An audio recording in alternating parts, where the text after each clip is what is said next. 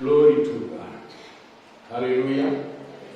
நம்முடைய பிதாவாகிய தேவனாலும் கர்த்தராகிய இயேசு கிறிஸ்துவினால் உங்கள் அனைவருக்கும் கிருபை இரக்கமும் சமாதானமும் உண்டாவதாக. ஆமென். ஹல்லேலூயா. நாம் இப்பொழுது சிந்திக்கும்படியாக தெரிந்து கொண்டதான வேத வசனம்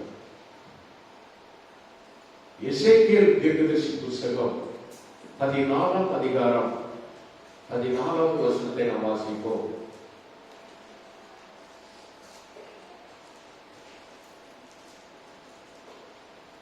எசேக்கியேல் 14:14 அப்பொழுது நோவா, தானியேல், யோபு ஆகிய 3 புருஷரும் அதன் நடுவில் இருந்தாலும் அவர்கள் தங்கள் நீதியினால் தங்கள் ஆத்துமாக்களை மாத்திரம் தப்புவிப்பார்கள் என்று கர்த்தராகிய ஆண்டவர் சொல்கிறார்.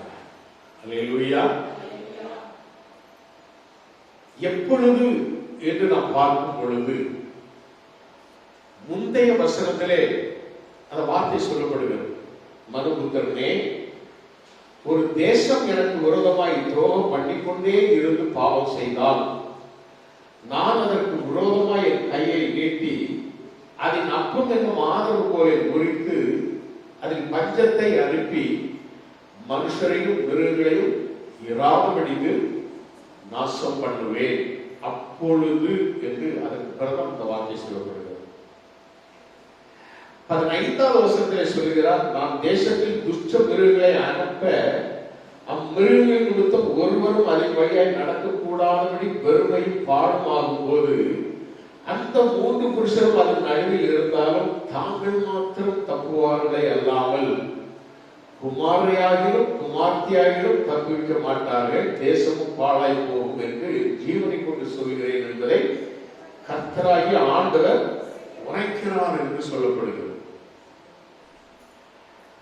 17வது வசனத்தில் சொல்லப்படும் பொழுது சொல்கிறார், அல்லது நான் அந்த தேசத்திற்கு பட்டயத்தை வரப்பண்ணி பட்டயமே தேசத்தை உரிப்போ என்று சொல்லி அதில் உள்ள மனுஷரை மிருகங்களை நான் நாசம் பண்ணும் போது 19வது வசனத்தில் சொல்கிறார், அல்லது நான் அந்த தேசத்தில் கொள்ளை நோயை அனுப்பி, நல்ல கவனிப்பார்கள், கொள்ளை நோயை அனுப்பி அதில் உள்ள மனுஷரை மிருகங்களை நாசம் பண்ணும்படி நான் அதன் மேல் ரத்தப்படியாக என் உக்கிரத்தை ஊற்றும் போது நோவாவும் தானியேலும் யோபும் அதன் நடுவில் இருந்தாலும் அவர்கள் தங்கள் நீதியினால் தங்கள் ஆத்துமாக்களை மாத்திரம் தப்புவிப்பார்கள் அல்லாமல் குமாரனையாகிலும் குமார்த்தியாகிலும் தப்புவிக்க மாட்டார்கள் என்று ஜீவனை கொண்டு சொல்கிறேன் என்பதை கர்த்தராகிய ஆண்டவர் உரைக்கிறார். அல்லேலூயா.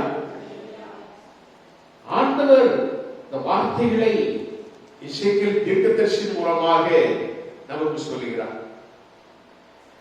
அதில் சொல்லக்கூடிய வார்த்தையுடைய அர்த்தம் என்ன என்று சொன்னால், நாம் ஒரு தேசத்தை, இல்லை என்றால் ஒரு குடும்பத்தை, இல்லை என்றால் ஒரு நகரத்தை, இல்லை என்று சொன்னால் ஒரு மனிதனை, அது தனிப்பட்ட நபரில் இருந்து குடும்பத்தில் இருந்து அவன் வசிக்கிறதான கிராமங்களில் இருந்து நகரங்களில் இருந்து தேசம் வரைக்கும் ஆண்டவர் ஒரு காரியத்தை செய்யும் பொழுது அவர் சொல்லக்கூடிய 3 நபர்கள், ஏன் இந்த 3 நபர்களை அவர் குறிக்கிறார் என்பதை குறித்துதான் நான் இப்பொழுது பார்க்க போகிறோம். 3 நபர்கள் யார்? நோவா, தானியேல், யோபு. 3 நபர்களும் அந்த அவர்கள் நடுவிலே அங்கு வாசம் செய்தாலும் கூட அவர்கள் தங்கள் நீதியினால் தங்கள் ஆத்துமாக்களை மாத்திரம் தப்புவிப்பார்கள். தங்கள் ஆத்துமாக்களை மாத்திரம் தப்புவிப்பார்கள். அப்படின்னா என்ன? 3 நபர்களும் எப்படிப்பட்டவர்கள்? இவர்கள் என்ன, அவர்கள் வாழ்ந்த நாட்களிலே என்ன செய்தார்கள்? நோவாவை குறித்து நாம் பார்த்தோம் என்று சொன்னால், முதலாவது நோவாவை குறித்து பார்ப்போம். நோவா வாழ்ந்த காலத்திலே ஆதியாகமம் 6ஆம் அதிகாரம் 9வது வசனத்தை வாசிக்கும் பொழுது, நோவா தன் காலத்தில் இருந்தவர்களுக்குள்ளே நீதிமான உத்தமமாய் இருந்தால் நோவா தேவனோடு சஞ்சரித்துக் கொண்டிருந்தார். 10வது வசனத்தை வாசிக்கும் பொழுது நோவா, சேம், காம், யாப்பேத் என்னும் 3 குமாரரை பெற்றார். அப்போ தேவனோடு சஞ்சரிக்கிற ஒரு மனிதன் நோவா. தேவனோடு சஞ்சரித்துக் கொண்டே குடும்ப வாழ்க்கையையும் சரியாக நடந்து கொண்டு வந்த நோவா.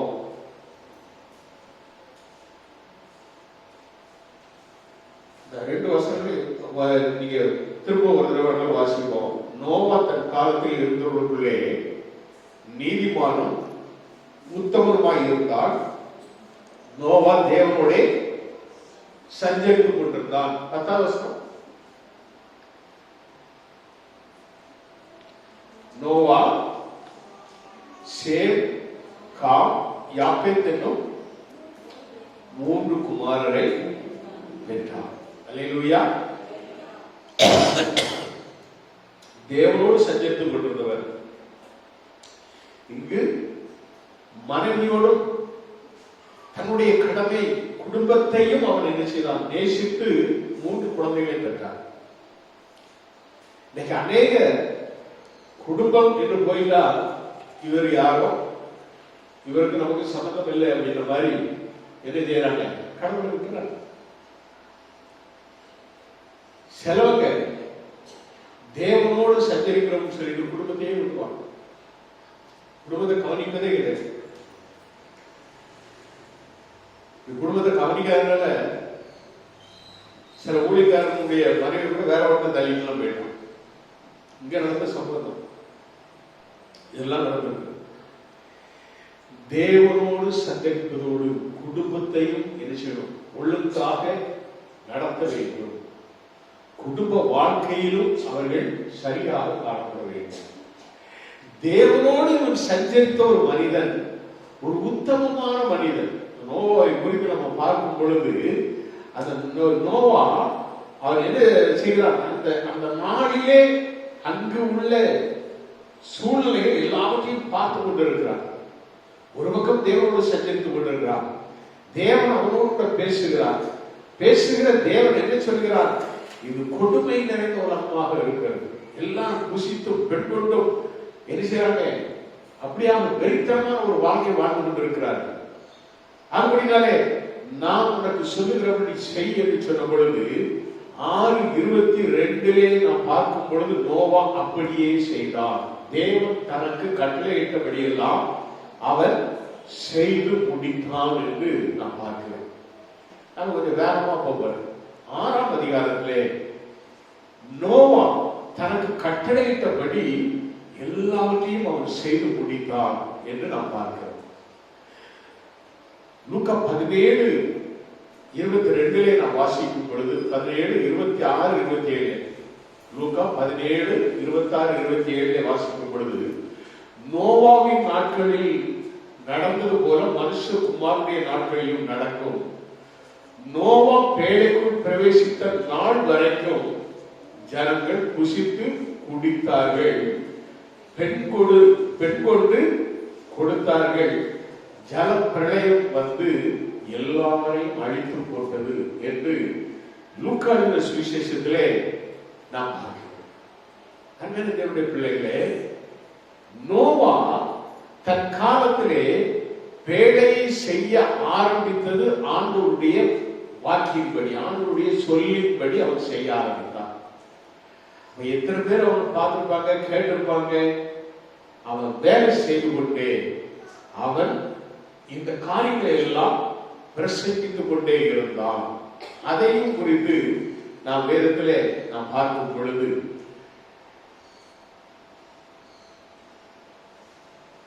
1 பேதுரு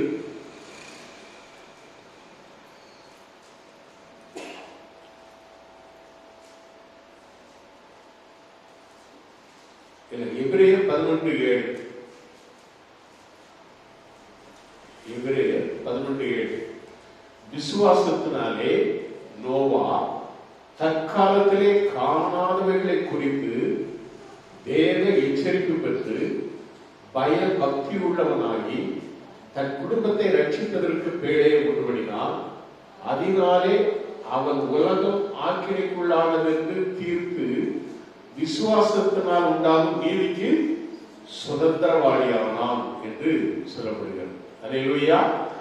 அப்போ அவன் அந்த நாட்களிலே நோவா அவன் பிரசங்கிக்கிறான், எல்லா ஜனங்களுக்கும் பிரசங்கித்தான். அவன் பிரசங்கத்தை யாருமே கேட்கல, எல்லாரும் அசட்டை பண்ணிட்டாங்க. சொன்னதை யாருமே கேட்கல. உலகம் அழிவு போகிறது. இப்பவும் உங்களுக்கு சொல்லக்கூடிய செய்தி அது. நோவாவின் நாட்களில் நடந்து போல மனுஷகுமாரனுடைய நாட்களிலும் நடக்கும் என்று வேதம் சொல்கிறது என்று சொன்னால், இந்த நாட்களிலும் அதேபடிதான் நடந்து கொண்டிருக்கிறது. அவன் என்ன செய்யறான்? புசிக்கிறான், குடிக்கிறான், வாழ். ஆண்டவரை தேடுவார் இல்லை, ஆண்டவரை தொழுது கொள்ள இல்லை, ஆராதிப்பது கிடையாது, பைபிள் வாசிப்பது கிடையாது, எந்த ஒரு வேத வாசிப்பும் கிடையாது, எந்த ஒரு ஜபமும் கிடையாது, ஒன்றுமில்லாத ஒரு வாழ்க்கை, வெறும் புசித்தலும் குடித்தலும். புசிப்பதும் குடிப்பதும் என்பது தேவனுடைய ராஜ்யம் அல்ல. அல்லேலூயா. பைபிள் அப்படிதான் சொல்லுது. புசிப்போம் குடிப்போம் தேவனுடைய ராஜ்யம் அல்ல. அப்ப தேவனுடைய ராஜ்யம் என்பது நாம் ஆண்டவரோடு வாழ்கிற ஒரு சஞ்சரிக்கிற ஒரு வாழ்க்கை. இந்த நோவா அவனை நீங்க பாத்தீங்கன்னு சொன்னா, ஏழாம் அதிகாரத்திலே நாம் பார்க்கும் பொழுது, நோவாவுக்கு 600ஆம் வயதாகும் வருஷம் 2ஆம் மாதம் 17ஆம் தேதி அந்நாளிலே மகா ஆழத்தின் ஊற்றுகள் எல்லாம் பிளந்தன, வானத்தின் மதல்களும் திறந்தன. இவருக்கு 600 வயது ஆகும் பொழுது அங்கு மழை, 40 நாள் தொடர்ந்து மழை. 7ஆம் அதிகாரத்தை பார்க்கும் பொழுது, அது 7ஆம் அதிகாரம் 5வது வசனத்துல நம்ம வாசிக்கும் பொழுது, நோவா தனக்கு கர்த்தர் கட்டளையிட்டபடி எல்லாம் செய்தான் என்று நாம் பார்க்கிறோம். காரணம் என்ன? ஆண்டவர் அவனை பார்த்து 7:1 சொல்லும் பொழுது, கர்த்தர் நோவாவை நோக்கி, நீயும் உன் வீட்டார் அனைவரும் பேழைக்குள் பிரவேசியுங்கள், இந்த சந்ததியில் உன்னை எனக்கு முன்பாக நீதிமானாக கண்டேன்.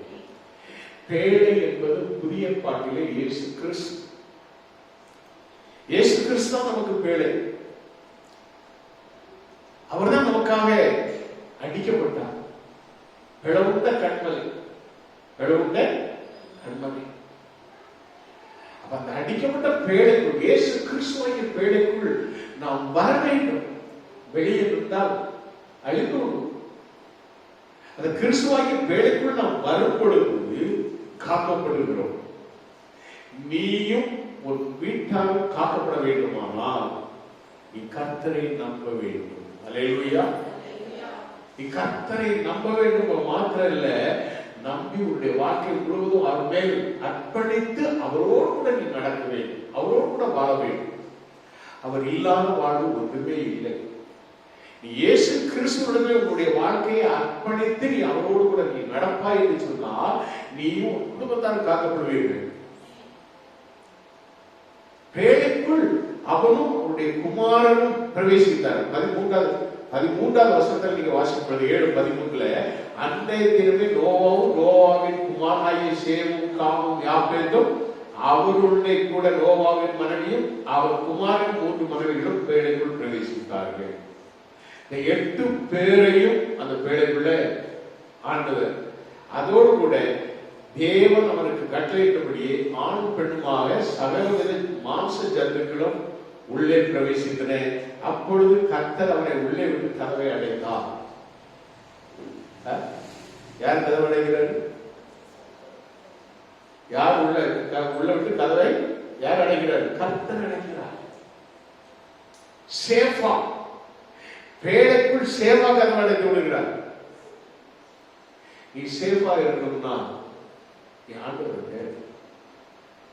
ஆண்டுடைய சமூகத்தை நாடு தினமும் பைபிள் வாசி, ஜெபம் பண்ணு, ஆண்டவரோடு கூட ஒவ்வொரு வாக்கத்திற்கு ஒரு வாழ்க்கை வாழ வேண்டும்.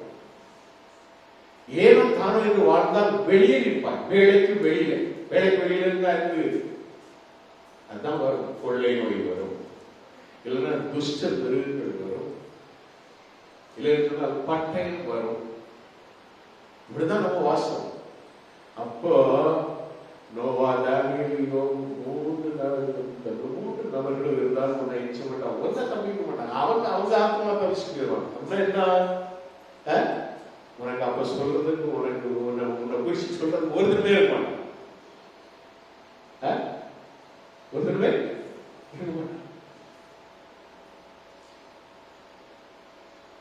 சம்பவம் நடக்கும்போது நீ கைவிடப்பட்டவன்.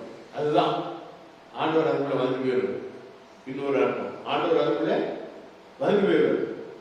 யார் யார் மனவாட்டியா தங்களை ஒப்பு கொடுத்து கர்த்தரோடு வாழ்ந்து கொண்டு இருக்கிறார்களோ, இயேசு கிறிஸ்துவே அவரே ரட்சகர், அவரே மேய்ப்பர், அவரே எனக்காக ரத்தம் சிந்தினார், அவருடைய காயங்களால் நான், அவருடைய தடுப்புகளால் நான் குணமாகிறேன் என்று சொல்லி அவருடைய ரத்தத்தாலே அனுதினமும் கழுவப்பட்டு பாவ மன்னிப்படைந்து மறுரூபமாக்கப்பட்ட ஒரு வாழ்க்கையை வாழ்கிறவரே ஆண்டவரோடு கூட எடுத்துக்கொள்ளப்படுவார்கள். கைவிடப்பட்டவங்க பூமியிலிருந்து அடிக்கணும், சிஞ்சாச்சுக்கிட்டு இருக்கணும். அவங்களுக்கு தான் எல்லாம் வரும். அப்ப யாரு? நோவா, தானியேல். அவங்க அங்க இருந்தாங்க. அவங்க நாங்களும் பரலோக போறோம் பெறுவோம். தேவன் 8வது வசனத்தில் 8ஆம் அதிகாரத்தில் நாம் பார்க்கும் பொழுது 8:1 தேவன் நோவாவை அவர்களுடனே வேலையில் இருந்த சகல காட்டு மிருகங்களையும் நிறைத்தருகினார். காட்டு மிருகங்களை, நாட்டு மிருகங்களை நிறைத்தருகினார். தேவன் பூமியின் மேல் காற்றை வீசப்படினார். அப்பொழுது ஜலம் அமர்ந்தது. 150 நாட்கள் வேலைக்குள்ளேயே இருந்த அந்த நோவாவையும் குடும்பத்தையும் ஆண்டவர் நினைத்து பார்க்கிறார். அல்லேலூயா. நம்மை நினைத்தருகிற கர்த்தர் நமக்கு இருக்கிறார்.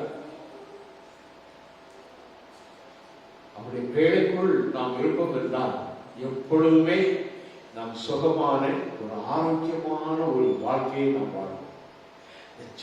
வரைகளுக்கு பிற்போம் நோவா 350 வருஷம் உயிரோடு இருந்தான். 600 வருஷம் அவன் எப்போ ஜலம் பிரளயம் வரும்பொழுது அந்த பூமியை அழிக்கும் பொழுது 600 வயசு. அதுக்கு பிறகு 350 வயது உயிரோடு இருந்தோம்னா 950 வருடம் அவனுடைய ஆயுசு நாட்கள். அல்லேலூயா. அருமையான தேவனுடைய பிள்ளைகளே, அப்படிப்பட்ட ஒரு வாழ்வு இவரை குறித்து 2 பேரும் 2ஆம் அதிகாரம் 5ஆம் வசனத்திலே நாம் வாசிக்கும் பொழுது பூர்வ உலகத்தையும் தப்ப விடாமல் நீதியை பிரசங்கித்தவனாகிய நோவா முதலான 8 பேரை காப்பாற்றி அவபக்தி உள்ளவர்கள் நிறைந்த உலகத்தின் மேல் ஜலம் பிரளயத்தை வரம் பண்ணினார் என்று சொல்லப்படுகிறது. பூர்வ உலகத்தையும் தப்ப விடாமல் நீதியை பிரசங்கித்த, ஒரு நீதியை பிரசங்கிக்கிற ஒரு மனுஷனுடைய பிரசங்கத்தை நீ கேட்கல அப்படின்னு சொன்னா, வார்த்தையை நீ கேட்கலன்னு சொன்னா, நீ வேலைக்குள் வர முடியாது. அவ்வளவு காட்டு மிருகங்களை நல்லா யோசிப்பாங்க. அவ்வளவு காட்டு மிருகங்களை, நாட்டு மிருகங்களை, ஆகாத்து பட்சிகளை அடைக்கக்கூடிய அளவுக்கு அந்த வேலை அவ்வளவு செய்யப்படுதுன்னு சொன்னா, அவருடைய பிரசங்கத்தை கேட்டு எத்தனை லட்சம் பேர் அந்த நாளில் கேட்டிருந்தாலும் அத்தனை பேருக்கு அந்த வேலை ஆயுதமாக இருந்தது. இப்பொழுதும் அந்த வேலை அப்படித்தான் இருக்கிறது. இயேசு கிறிஸ்துவாகிய வேலைக்குள் நீ வந்துவிட்டார். உன்னை காக்கிற தெய்வம் அவர். அல்லேலூயா. காக்கிற கரங்கள் அவருக்கு உண்டு. உன்னை கர்த்தாலே உன்னை மூடிக்கொள்வார். உன்னை சற்றுகளின் மரங்களை நீ காணப்படுவார். நிச்சயமாக உன்னுடைய வாழ்க்கையை மூடி மறைக்கிற கர்த்தர். அவர் அடைச்சது அவர்தான் திறக்கணும். வரலில் சொல்லுவோமா, வேலையை அப்படிதான் ஆண்டவர் தான் திறந்து விட்டார். நினைத்தா திறந்து விட்டார். அல்லேலூயா. திறந்து விட்ட ஆண்டவர் நோவை சொல்ற, நீங்க பல்கி பெருகுங்கள் என்று சொல்றார். நோவா அடுத்த 350 வருஷம் வாழ்ந்தவன் 4 தலைமுறைகள் பார்த்து அவருடைய ஜீவன் உலகத்தில் வாழ்ந்து. நாம் பார்ப்போம் சொன்னால் தானியேலை குறித்து பார்ப்போம். இந்த தானியேலை குறிப்பிட்டது நம்ம நோவா பார்த்தோம். நோவா நீதியை பிரசங்கம் பண்ணி கேட்காதனாலே அந்த உலகமே அழிந்து விட்டது. அவன் குடும்பத்தார் மாத்திரம் ரட்சிக்கப்பட்டார்கள். தானியேல் என்ன? தானியேல் அவன் அந்த நாட்களிலே அவன் ஒரு கைதியாக பிடிக்கப்பட்டான். தானியேல் புத்தகத்திலே 1ஆம் அதிகாரத்திலே நீங்க பாப்பீங்க அப்படின்னு சொல்லி சொன்னா 6ஆம் வசனத்தை நாம் வாசிக்கும் பொழுது, அவர்களுக்குள் யூதா புத்திரராகிய தானியேல், அனனியா, மிஷாவேல், அசரியா என்பவர்கள் இருந்தார்கள். இவர்கள் எல்லாமே அந்த சிறைப்பிடிக்கப்பட்ட அந்த ஜனங்களுக்குள்ளே இருந்தவர்கள். அப்படி இருந்த அந்த தானியேலுக்கு என்ன என்று சொன்னால், ஒரு தானியேல் ஒரு டெடிகேட்டட் பர்சன். சாப்பாட்டாலும் சரி, பானம் பண்ணக்கூடிய எந்த காரியங்களாலும் சரி, தன்னுடைய சரீரம் தீட்டுப்படலாகாது என்று தன்னுடைய இருதயத்திலே தீர்மானம் பண்ணி கொண்ட ஒரு மனுஷன். டெடிகேஷன் வேணும். தானியேல் ஒரு டெடிகேட்டட் பர்சன். இனிமேல் ராஜ சகோதரன் அவரை என்ன நடந்ததுன்னு சொன்னா, இந்த தானியேல் அவரு கூட இருந்த இந்த சாத்ராக், மேஷாக், ஆபேத்நேகோ இந்த 4 பேரையும் என்ன பண்றாங்க? ராஜ ஒரு கண்காணிப்பிலே வைக்கிறார். ராஜா ஒரு சொப்பனத்தை பார்க்கிறாரு. இந்த சொப்பனத்துக்கு விடுதலை கிடைக்கணுமே, விடுதலை வேண்டுமே, இந்த சொப்பனத்துடைய அர்த்தம் வேண்டும் அப்படின்னு சொல்லிட்டு ஞானிகளை கூட கொன்றணும்னு நினைக்கிறார். இந்த செய்தி தானியேலுக்கு கேட்ட உடனே தானியேல் சொல்லக்கூடிய ஒரு வார்த்தை, எங்களுக்கு கொஞ்சம் அவகாசம் தாங்க, எங்களுக்கு கொஞ்சம் அவகாசம் தாங்க, நான் நிச்சயமா அந்த காரியத்துக்கு, அந்த சொப்பனத்துக்கு விடுதலையை நான் அறிவிப்பேன், சொப்பனத்துக்குள்ள காரியத்தை குறித்து நான் சொல்லுவேன் என்று சொல்லி தானியேல் சொல்லலாம். அப்படி அந்த தானியேல் சொன்ன அந்த வார்த்தைக்காக இந்த தானியேலை என்ன பண்றாங்க? தனியா அவங்க கவனிக்கிறாங்க. அப்பதான் அவங்க 1:8 நம்ம வாசிக்கும் பொழுது தானியேல் ராஜாவின் போஜனத்தினாலும் அவர் பானம் பண்ணும் திராட்சை ரசத்தினாலும் தன்னை தீட்டுப்படுத்தலாகிறது என்று தன் இருதயத்தில் தீர்மானம் பண்ணிக்கொண்டு தன்னை தீட்டுப்படுத்தாதபடி பிரதானிகளின் தலைவரிடத்தில் வேண்டிக் கொண்டார். அல்லேலூயா. மாத்திரமல்ல 1:19 வாசிக்கும் பொழுது, அவர்கள் எல்லாருக்குள்ளும் தானியேல், அனனியா, மிஷாவேல், அசரியா என்பவர்கள் வேறு யாரும் காணப்படவில்லை. ஆகையால் இவர்கள் ராஜ சமூகத்தில் நின்றார்கள். ராஜ சமூகத்திலே இவர்களை கொண்டு போய் விடும் பொழுது தீட்டுப்படாத இவர்கள் மற்றவர்களை விட பிரகாசமாக இருந்தார்கள். ஓசியில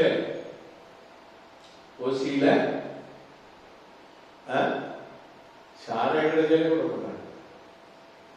ராஜாவுக்கு கிடைக்கக்கூடிய சூப்பர் நேச்சுரல் ஒயின் கிடைச்சா அவ்வளோங்களா? என்ன இப்போ நம்ம ஆளுநர் எல்லாம் இருக்காங்க, கூட்டு போய் ஓசியில் வாங்கி தரவங்க கூப்பிட்ட குடிச்சுட்டு வந்துருவாங்க. வீட்டுக்கு ஓசியில் கிடைக்கலாம். பெரிய கட்டிக்காரர், பெரிய கட்டிக்காரர்.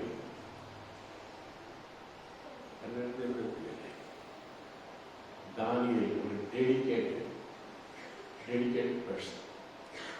எல்லாம் அந்த கிட்ட உலகத்தெல்லாம் விட்டு இருப்பாரு. மேனேஜர் அப்படி ஒரு சிகரெட் அப்படி கேட்டாங்கன்னா அது ஃபாரின் சிகரெட். அந்த சிகரெட் அது பேரே அந்த சிகரெட் பைக்கு அந்த கிரிக்கெட் ரோட்ல மட்டும்தான் கிடைக்கும். அதே மாதிரி அந்த வாங்கி சரக்கு எல்லாமே ஃபாரின் சரக்கா தான் ஸ்டார் ஹோட்டலில் வாங்கி எவ்வளவோ கப்பல் பண்ணுவாங்க.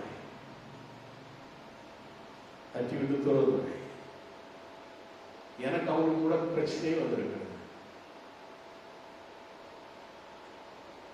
கர்த்தர் நல்லவர், தீட்டுப்படாது, டெடிகேஷன். எப்போ ரசிக்கப்பட்டது அப்புறம் இதை தொட மாட்டேன், தொடவே கூடாது. அப்படிப்பட்ட ஒரு வாழ்க்கையை ஆண்டவர் எதிர்பார்க்கிறார். அதனால்தான் தானியேலுக்குள் விசேஷித்த ஒரு ஆவி இருந்தது. ஒரு அல்லேலூயா சொல்லுவோம். அல்லேலூயா. அவனுக்குள்ள இருந்த அந்த விசேஷித்த ஆவியினாலே அவன் என்ன செய்கிறான்? மறைபொருட்களை வெளிப்படுத்தக்கூடிய அந்த ஆவியின் வரங்களை பெற்றுக் கொண்டான்.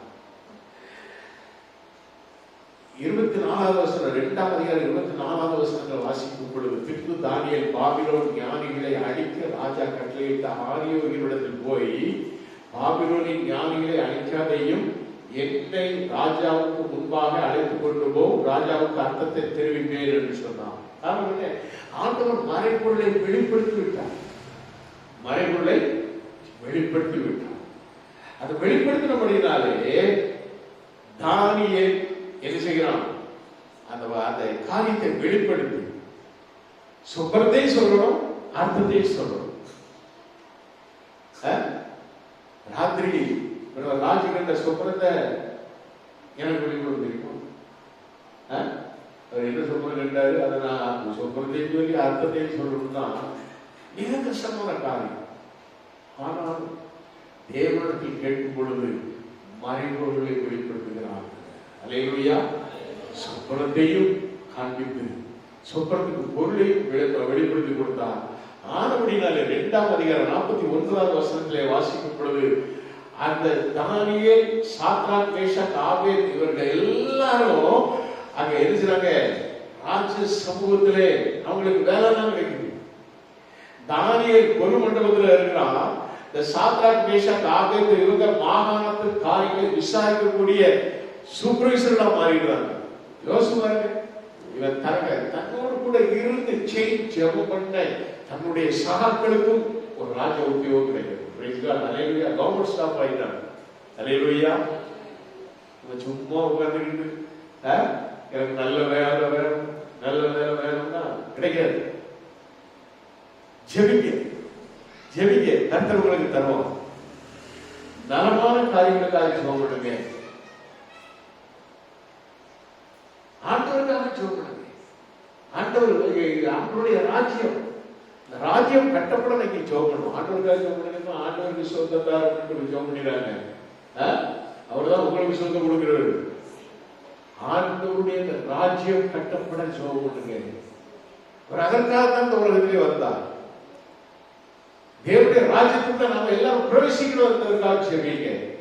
நோவா காலத்திலே மிகுந்த ஆசீர்வாதம் உள்ள ஒரு வாழ்க்கை அவனுக்கு கிடைத்தது. அவனாலே அநேக சொப்பனங்கள் வெளிப்படுத்தப்பட்டு அவன் என்ன செய்தான்? அந்த ஒரு நல்ல ஒரு அதிகாரி, நல்ல ஒரு பொசிஷன்ல அவனை உட்கார வச்சாரு ஆண்டவர். அல்லேலூயா. இந்த நான் கொஞ்சம் வேகமா படிக்கிறேன். நீங்க 5ஆம் அதிகாரம்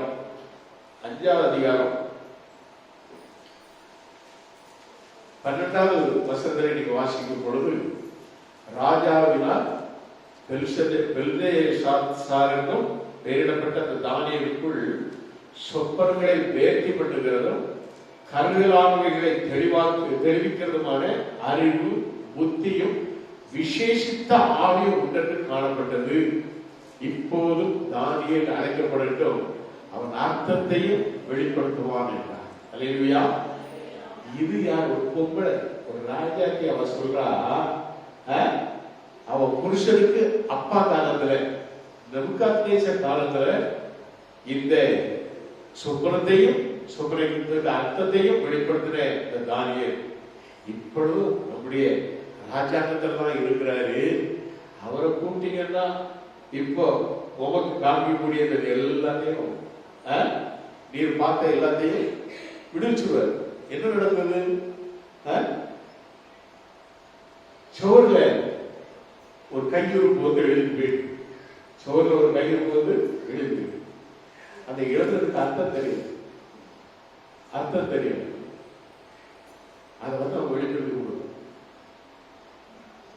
மனுஷா, உங்க அப்பா காலத்திலேயே அவரு இப்படி வெப்பப்பட்டதுனால புல்லுமையில பெரு மாதிரி ஆயிட்டாரு. ஆண்டவருக்கு முன்னால பெருமைப்பட்டா கர்த்தர் ஒன்று அடிச்சு இந்த மாதிரி ஆகிடுவாருங்கிறதுக்கு அவர் தான் உதாரணம். நீ இப்ப என்னடா தேவாலயத்தில் இருக்கக்கூடிய பரிசுத்தமான பாத்திரங்களை எடுத்து பொட்டாட்டி ஒப்பாட்டி எல்லாரையும் கூட்டி எல்லாரும் கூட உட்கார்ந்து எடுக்கிற தண்ணி அடிச்சுட்டு இருக்கு. உனக்கு முடிவு இதை செய்தனால உனக்கு இப்பவே ஆண்டவர் முடிவு கட்டிட்டாரு. அவன் அதுக்கு முன்னால ஒன்று சொன்னான், நீ இதை வெளிப்படுத்திட்டு உனக்கு நான் பரிசு தரணும், உன் பரிசு உன்னுடைய இதை கிஃப்டை நீயே வச்சுக்கணும், உன் நீ சாப்பிட அப்படின்னா. அல்லேலூயா. இப்படி வெளிப்படுத்துறது தானியேல். அல்லேலூயா. உள்ளதை உள்ளதென்று இல்லதை இல்லதென்று சொல்லக்கூடியவன் தான் பரிசுத்த ஆவியினாலே நிரப்பப்படுகிறவன். அல்லேலூயா. என்ன நடக்கும் அப்படிங்கறத முன்னாடியே சொல்லிடுவோம். முன்னாடியே சொல்லிட்டாரே, அதுக்கப்புறம் நீ திருந்தாமலே நீ வாழ்ந்தா அவன் சொன்னது ஒரு நடக்கும். ஒருவேளை கால தாமதம் இருக்கலாம். சில விஷயங்கள்லாம் நான் சொல்லியிருக்கேன், திருந்தலை அப்படின்னா அதுதான் நடக்கும். திருந்தலைன்னா அதுதான் நடக்கும். முன்கூட்டியே சொல்லியாச்சு. இன்னைக்கு வரை நீ திருந்தலை, நீ உண்மையா இல்லை, கடவுளுக்கு உண்மையா இல்லை, பொருளுக்கு உண்மையா இல்லை, அதுதான் உனக்கு நடக்கக்கூடிய சம்பவங்கள் மற்றவர்களுக்கு அது எடுத்துக்காட்டாக மாறும். மற்றவர்கள் பார்க்கிற வாழுகிற மற்றவர்கள் அதை பார்த்து ஐயோ அன்னைக்கு பாச சொன்னார், அது நடந்து போச்சு. ஆனா நீ மாறினால் அது நடக்கும். வாழ்க்கையில மாறணும். அதுக்காக தான் தானியேல் கூட அங்க சொல்றாரு. தானியேலை தேவன் அப்படியாய் பயன்படுத்தினார். அல்லேலூயா. நீங்க 8ஆம் அதிகாரத்துல, நீங்க 7ஆம் அதிகாரத்துல வரும் பொழுது அவனுக்கு ஒரு சொப்பனம் தான் ஆண்டவர் கொடுக்கிறார். யாருக்கு? தானியேலுக்கே ஒரு சொப்பனம். அவன் மற்றவங்க சொப்பனம் தான் இப்ப பார்த்து அர்த்தம் சொல்லிக்கிட்டு இருந்தான். இப்ப தானியேலுக்கு ஒரு சொப்பனம் வருகிறது. 7:1 நீங்க வாசி பார்த்தீங்கன்னா, பாபிலோன் ராஜாவாகிய பெல்ஷாத்சார் முதலாம் வருஷத்திலே தானியேல் ஒரு சொப்பனத்தை தன் படுக்கைகள் தன் தலையில் தோன்றின தரிசனங்களை கண்டான். அந்த தரிசனம் தான், அது என்ன தரிசனம் தெரியுமா? வெளிப்படுத்தல் புத்தகத்துல யோவான் பத்மதீவில 90வது வயதுல சிறையிருப்பாக பத்மதீவில இருக்கும் போது அவன் கண்ட அந்த தரிசனங்களுக்கு ஒத்த தரிசனம். அதற்கு முன்பதாகவே பல 100 ஆண்டுகளுக்கு முன்பாக வாழ்ந்த தானியேல் அவன் கண்ட தரிசனம். அதை குறித்து நீங்க வாசிப்பாங்கன்னு சொன்னா, மார்க் சுவிசேஷம் 13:14 மத்தேயு 24:18 இந்த ரெண்டும் அதே வார்த்தை தான். ஆனா கொஞ்சம் வித்தியாசம் இருக்கு. அதை நீங்க வாசி பார்த்துட்டீங்கன்னா, மேலும் பாழாக்குகிற அருமையுறுப்பை குறித்து தானியேல் தீர்க்கதரிசி சொல்லி இருக்கிறாரே, வாசிக்கிறவன் சிந்திக்கிறவன், நீங்கள் அதை பரிசுத்த ஸ்தலத்தில் நிற்க காணும் போது. இது மத்தேயு 24:15. 13:14 மார்க் 13:14 மேலும் பாழாக்குகிற அருமையுறுப்பை குறித்து தானியேல் தீர்க்கதரிசி சொல்லி இருக்கிறாரே, வாசிக்கிறவன் சிந்திக்கிறவன், அது நிற்க தகாத இடத்திலே நீங்கள் அதை நிற்க காணும் போது யூதாவில் இருக்கிறவருடைய மழையிலிருந்து ஓடி போங்க. இது இயேசு சொல்றாரு. இது இயேசு 2 வார்த்தைகள் இயேசு சொன்ன வார்த்தை. இதனுடைய அர்த்தம் என்ன? தேவாலயம் கட்டப்படுகிறது, தேவாலயம் கட்டப்பட போகிறது. இப்பவும் பிரசன்ட் நாட்கள்ல உள்ள செய்தி தான். அதுக்காக தான் யுத்தம், அதுக்காக தான் பல காரியங்கள். அந்த இடம் ஆக்குபேட் பண்ணி தேவாலயத்தை கட்டியாச்சுன்னா, தேவாலயத்தை கட்ட ஆரம்பிக்கும் போதே ஆண்டவர் ரகசியமா சொல்லிடுறாரு. நல்ல ஞாபகம். ரொம்ப நாள் இருக்கும்போது நம்ம காலத்துல தான் நடக்கும் போது, இப்போ அந்த சபையே ஆயத்தமாகுது, வருகைக்கு ஆயத்தமாகுது. அதுக்குதான் ஒவ்வொரு நாடும் ஆலயத்தை திறந்து கொண்டுகிட்டு இருக்கும். வா தேவ சமுதிரம், வா, வசந்த கேளு, சத்தியத்தை கேளு.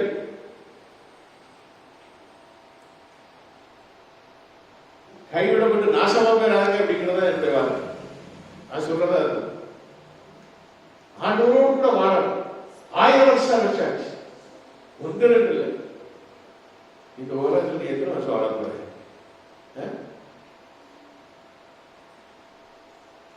தேவனோடு இருந்தாலும் 1000 வருடம் அரசாட்சி செய்வதாக இருக்கும். நித்தியமாக அவரோடு கூட வாழும்.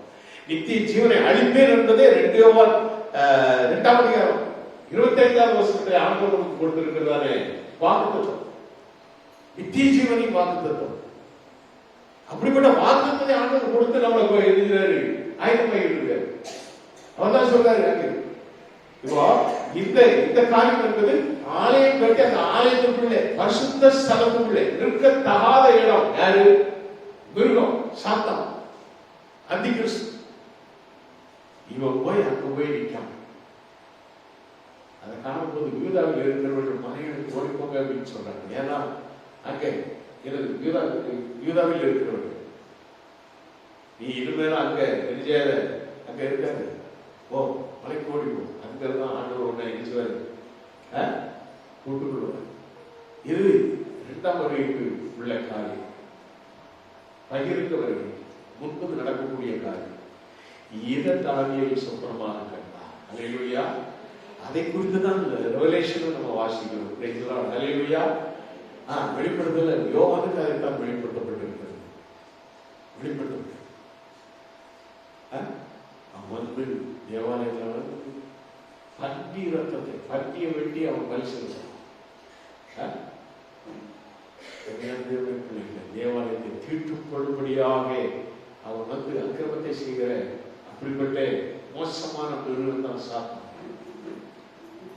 இதை குறித்து தான் தானியேல் கண்ட தீர்க்கதரிசனம், சொப்பனம்.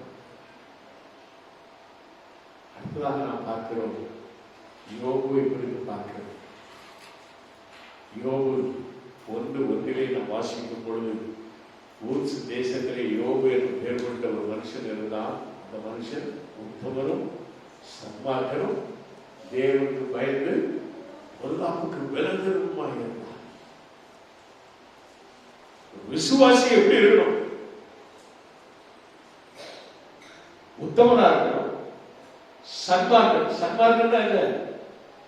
நம்ம சன்மார்க்கமா இருக்கோமா துன்மார்க்கமா இருக்கோமா? அதாங்க சன்மார்க்கத்துக்கு ஆப்போசிட் பதம் தான் துன்மார்க்கம்.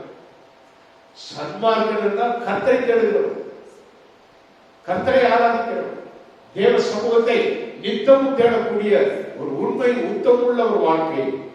யோபு அப்படி இருந்தான். உத்தமனும் சன்மார்க்கனும் தேவனுக்கு பயந்து. எத்தனை பேர் தேவனுக்கு பயந்து நடக்கிறீங்க? கர்த்தருக்கு பயப்படுகிற பயம் இருந்தா ஆராதனைக்கு ஓடி வரணுங்கிற ஒரு எண்ணம் எப்போ? நேற்றே வந்துடும். இன்னைக்கு இல்லை, நேற்றே வந்துடும். எப்போ? ராத்திரி தூங்குவதற்கு முன்னாலேயே ஆண்டவர் சொல்கிறார். அதுக்கு தாங்க அபிஷேகம் இருக்கும். தேவனுக்கு பயந்து பொல்லாப்புக்கு விலகிறது. பொல்லாப்புக்கு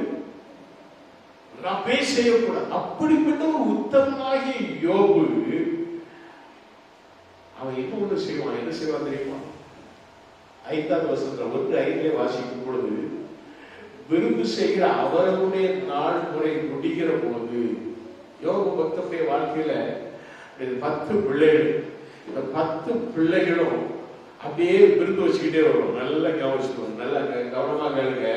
ஒரு குடும்பம் அப்படிங்கிறத, ரொம்ப அருமையான குடும்பம் யோபுவின் குடும்பம்.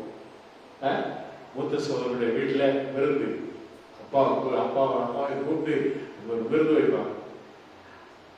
அடுத்த சகோதரன், 2வது பையன், 3வது பையன், இப்படி ஒவ்வொரு பிள்ளைகளுடைய வீட்டிலும் அப்படி விருந்து வைக்கும் பொழுது இந்த யோபுடைய எண்ணம் எப்படி வருதுமா? ஒருவேளை என் குமாரன் பாவம் செய்து தேவனை தங்கள் இருதயத்திலே தூஷித்திருப்பார்கள் என்று சொல்லி அவர்களை அழைத்தனுப்பி பரிசுத்தப்படுத்தி அதிகாரமே எழுந்து அவர்கள் எல்லாருடைய லக்கத்தின்படி யோபு சர்வாங்க தகன பலிகளை செலுத்துவார். இந்த பிரகாரமாக யோபு நாட்களிலெல்லாம் செய்து வருவார். விருது கூட்ட, விருதுக்கு கூட்ட, விருது கர்த்தரை மகிமைப்படுத்துகிறதாக காணப்படும். உன் பேரை நீ பெருமைப்படுத்தினா தேவனை தூஷிக்கிறார். நீ ஒரு விருது செய்தால் கர்த்தரை மகிமைப்படுத்தும்படியாக இருக்கும். நல்ல கவனமாக கிடக்கு. கர்த்தரை யோபு பக்தர் எவ்வளவு பயபக்தியோடு காணப்பட்டிருக்காங்க. என் பிள்ளை ஒருவேளை தேவனை தூஷித்திருக்கலாம், பெருமைப்பட்டிருக்கலாம். கர்த்தர் கொடுத்தது. அதனால யோபு பக்தனுக்கு பெரிய நஷ்டங்கள், அத்தனை பிள்ளைகள் சேர்த்து உடம்பெல்லாம் நோயினாலே கொடூரத்தினாலே அவன் அழிவு பொழுதும் அவ்வளவு இழப்புகள், செல்வங்கள் எல்லாம் அழிந்து போயிடுச்சு. ஆடு மாடு ஒட்டம் எல்லாம் போயிடுச்சு. என்ன சொல்லலாம்? கர்த்தர் கொடுத்தார், கர்த்தர் எடுத்தார், கர்த்தருடைய நாமத்துக்கு ஸ்தோத்திரம். என்ன முடிச்சுக்கல? இருக்கீங்களா? உயிரோட இருக்கீங்களா? இல்ல. உயிரோட இருக்கீங்களா? உயிரோட இருந்தா சத்தம் வந்துருக்குமே.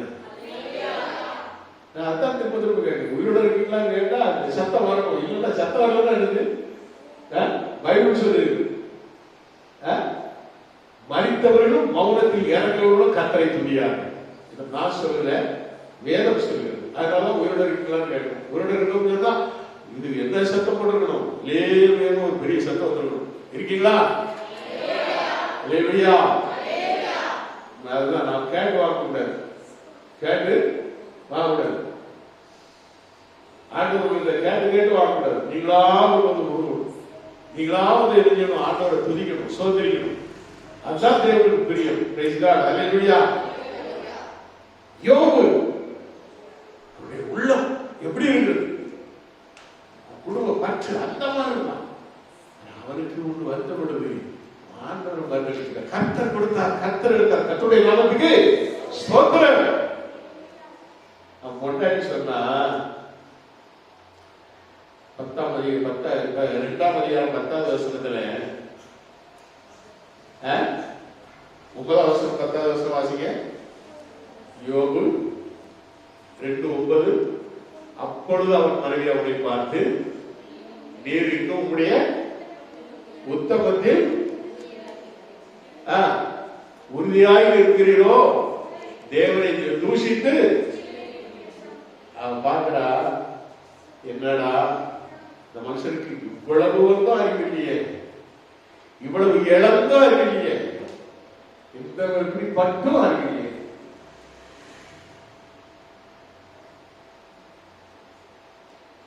சிலருடைய அதனாலதான் பைபிள்ல ஒரு வசனம் உண்டு, லோத்தின் மனைவியை நினைத்துக் கொள்ளுங்கள். யார் மனைவியை நினைக்கணுமோ? லோத்தின் மனைவியை நினைத்துக் கொள்ளுங்கள். அதான் வசனம். அப்படின்னா என்ன? உலகத்தை, உலகத்தின் சிலையத்தை, பண்டத்தை, பொருளை, தங்கத்தை, ஆயுதத்தை இதை நினைச்சு திரும்பி பார்த்தா உந்துணாயிட்டு, திரும்பி பார்த்தா ஜீவந்தமோ ஓடி போகுது. ஆண்டவர் சொன்னா ஓடிங்கே இருக்கும். ஐயோ வீட்டுல, ஐயோ சர்ச்சைக்கு வாங்க பரப்பியா, சர்ச்சைக்கு வந்துரு, அங்க வீடு இடிஞ்சு விட்டா விடணும், சபை ஆகணும், வெடிக்கணும், வெடிச்சா போட்டோம். உனக்கு என்ன பிரிந்து திரும்பி பாக்குற பாரு, வரும்போதே எல்லாத்தையும் சரி பண்ணிடணும்.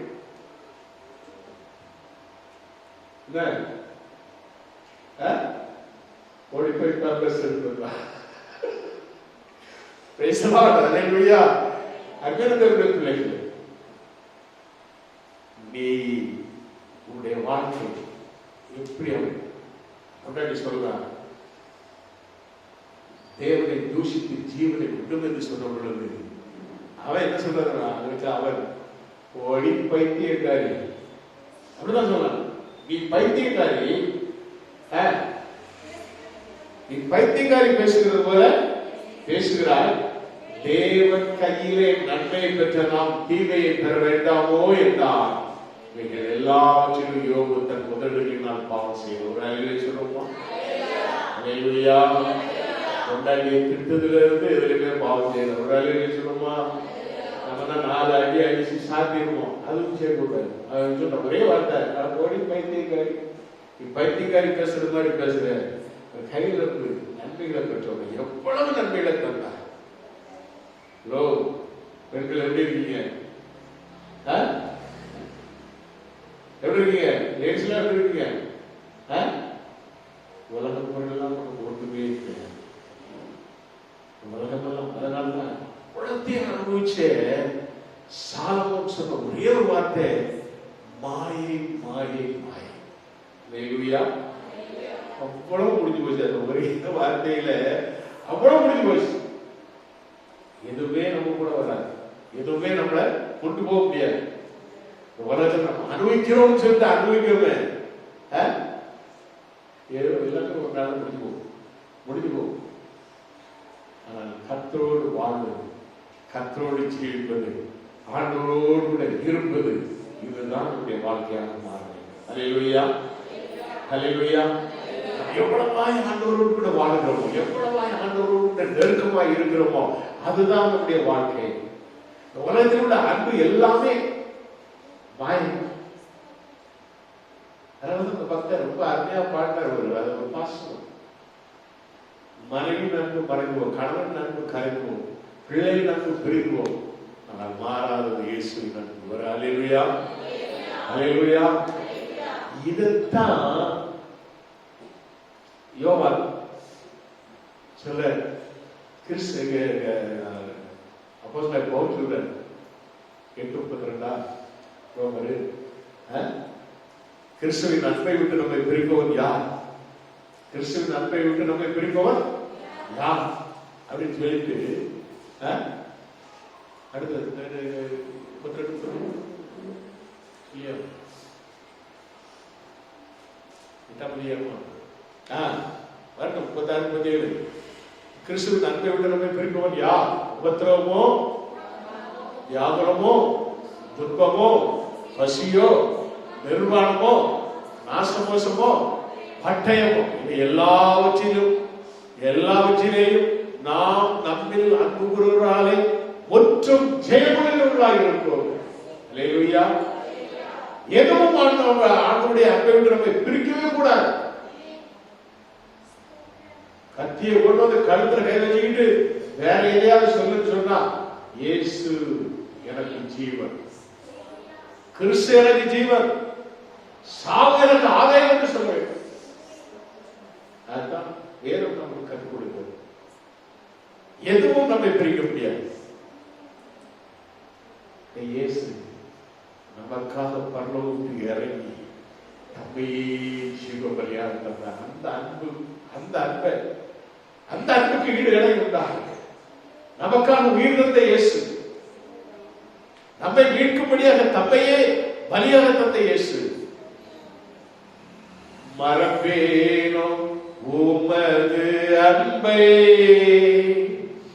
நான் மறப்பேனோ உமது அன்பை, மண்டியிடுவேன் பாதத்திலே, மண்டியிடுவேன் பாதத்திலே. எல்லாம் சொல்லுங்க, மறப்பேனோ, உனக்காக ஜீவன் தந்த இயேசு, மறப்பேனோ உமது அன்பை, இயேசுவே மறப்பேனோ உமது அன்பை, மண்டியிடுவேன் பாதத்திலே, மண்டியிடுவேன் பாதத்திலே.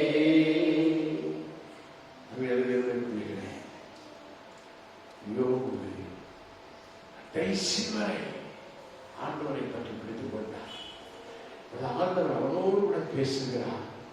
அவனோடு பேசுகிற ஆண்டவர் அவனை குறித்து அப்பொழுதும் கடைசியாக ஆண்டவர் சொல்லுகிறது அதுதான். என்ன சொல்றாரு தெரியுமா? 42:8-7 கர்த்தர் அந்த வார்த்தைகளை யோபோடு பேசின பின்பு கர்த்தர் தேமானினான எலிப்பாசை நோக்கி, உண்மையிலும் எனக்கு சிறையினர் மேலும் எனக்கு கோபம் மூழ்கிறது, தாசனாகி யோபு பேசுறது போல நீங்கள் என்னை குறித்து நிதானமாக பேசவில்லை. அல்லேலூயா, அல்லேலூயா. பேசிதான் ஆண்டவர் ஆசீர்வதிக்கிறாரு. இரண்டத்தனையான ஆசீர்வாதங்கள். அல்லேலூயா. தன் சிநேகனுக்காக ஜெபம். 10வது வசனத்தை வாசிக்கிறோம். யோபு தன் சிநேகனுக்காக வேண்டுதல் செய்த போது கர்த்தர் அவன் சிநேகத்தை மாற்றினார்.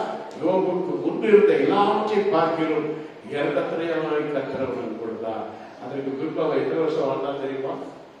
140 வருஷம். 16வது வருஷம் 42ஆம் அதிகாரம் யோபு 42:16 வாசிக்கும் பொழுது 140 வருஷம் யோபு உயிரோடு இருந்து 4 தலைமுறையாக தன் பிள்ளைகளையும் தன் பிள்ளைகளுடைய பிள்ளைகளையும் கண்டார். ஒரு அல்லேலூயா சொல்லுமா?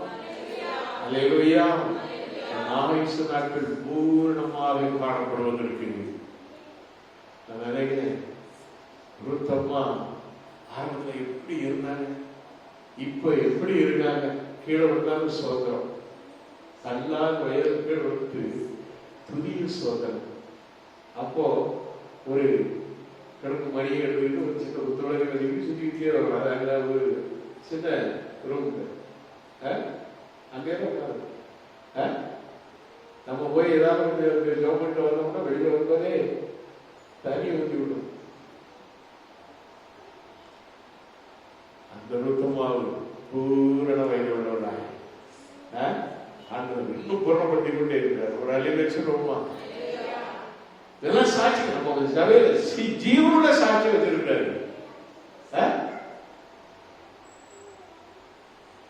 விருந்தோட போயிருக்க வேண்டிய வயசு, ஆனால் கர்த்தர் நீதியின் வலது கரத்தினாலே கால்கள் சறுக்கிறது என்று சொல்லும்போது நீதியின் வலது கரத்தினாலே தாங்குறாரு. அப்பதான் தாங்க தாங்குறாரு. முதல் வயதிலும் நான் உன்னை ஏகுவேன் தாங்குவேன் சொல்லுவேன் என்று சொல்ற கர்த்தர் ஜீவனுள்ள சாட்சியம் வச்சிருக்கிறார். பூரண வயது உள்ளார். அவரை குறித்து வேதம் என்ன சொல்கிறது? 42:17 யோபு 2 நாள் இருந்து பூரண வயது உள்ளவனாக இருந்தார். அல்லேலூயா. பிள்ளைகளே, ஆண்டவர் ஒவ்வொருவரையும் அப்படி இருக்க ஆசைப்படுகிறார். என் சபையை கட்டுவேன், சொல்றார். என் சபையை கட்டுவேன். இந்த கல்லின் மேல் என் சபைகள் ஒன்னே சபையை கட்டத்து வச்சிருக்காரு. அவெல்லாம் எழுந்து கட்டணும். ஒண்ணுமே கட்டலையே, ஒண்ணுமே கட்டலையே. ஒரு ஆத்மா, நீங்க ஒரு வருஷத்துக்கு ஒரு ஆத்மா கொண்டு வந்தா எனக்கு ஆண்டவர் காட்சி தரிசனம் நிறைவேறுது இல்லை. யாராவது கொண்டு வரீங்களா? நான் ஒரு ஆத்மாவை கொண்டு வந்திருக்கு வரும் போயிடும் இல்லையா? கொண்டு வந்து போயிடு கொண்டு வர வருஷத்துக்கு ஒன்றுதான், மாதத்துக்கு ஒன்றாக கொண்டு வாங்க. இன்னும் அவருடைய பிரசிங் இன்னும் அதிகமாக சபையை கட்டுவேன். உங்களையும் பார்த்து ஆட்டம் செய்வார். என் சபையை கட்டுவேன், என் சபையை கட்டுவேன். நாம் கட்டுகிறார். நாமளே சபைக்கு வராம, நாமளே சபைக்கு வராம இருந்தா அதுல தேவன் உன்னையும் என்னையும் எதிர்பார்க்கிறார். Praise God. ஹல்லேலூயா. ஜெபம். அப்பொழுது அதுதான் அப்பொழுது நோவா, தானியேல், யோபு ஆகிய 3 புருஷரும் அதன் நடுவில் இருந்தாலும் அவர்கள் தங்கள் நீதினால் தங்கள் ஆத்மாக்களை மாற்றம் தப்பிப்பார்கள் என்று கர்த்தராகிய ஆண்டவர் சொல்கிறார்.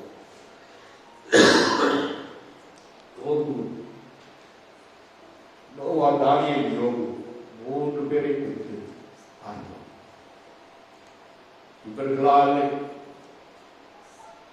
நம்மை காக்க முடியாது. ஆனால் நம்மை நாம் காக்க கர்த்தரை பற்றி பிடித்துக் கொள்வோம். கர்த்தரே போதும், இயேசு எனக்கு போதும் என்று அவர் மேல் நம்பிக்கையாயிருப்போம். அவர் நம்மை காப்பார், கடைசி ஒன்று காப்பார். Praise God. ஹல்லேலூயா.